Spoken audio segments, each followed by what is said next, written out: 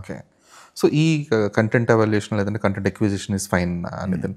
కానీ ఇప్పుడు regional OTTs అనేవి ఈ ఇంటర్నేషనల్ లేదంటే నేషనల్ ఓటీటీస్తో పోటీ పడి ఎంతవరకు నిలదొక్కగలుగుతున్నాయి అసలు?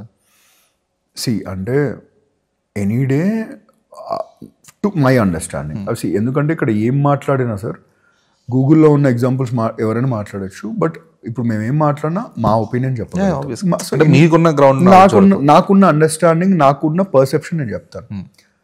రీజనల్ ఓటీటీస్ నేషనల్ ఓటీటీస్ని బీట్ చేయాలనుకోవడమే తప్పు. ఎందుకంటే ఎవరి గేమ్ వాళ్ళది.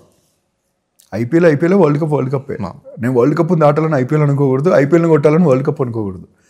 వాళ్ళ గేమ్ వాళ్ళు ఆడాలి. ఇప్పుడు ఒక ఇంటర్నేషనల్ ప్లాట్ఫామ్ వాళ్ళు ఉన్నారనుకోండి, why should I target their audience when I have my own audience? I want to increase my audience base. ఇప్పుడు అదే మేము చేసామండి. నేను అంటే మీ క్వశ్చన్కి నేను ఒక డెమాన్స్ట్రేట్ చేసే ఒక ఎగ్జాంపుల్ చెప్తాను.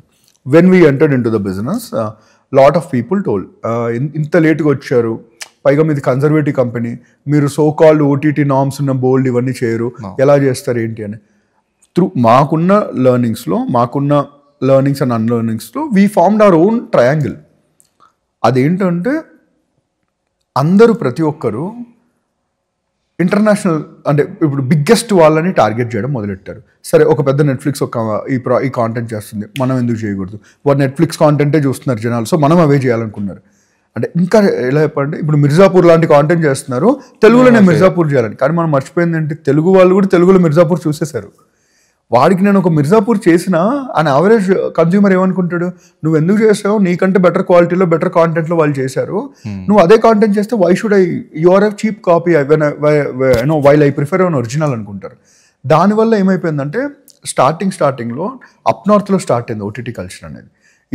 మన రీజనల్కి వచ్చేసేసరికి వీ హ్యాడ్ నో డేటా ఎలాంటిది తీస్తే ఆడుద్ది అని. ఓకే, పైన దాడుతుంది, ఇదే చేస్తారేమో.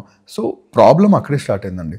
When we started imitating up north, when we started imitating bigger chains, we lost our own X factor.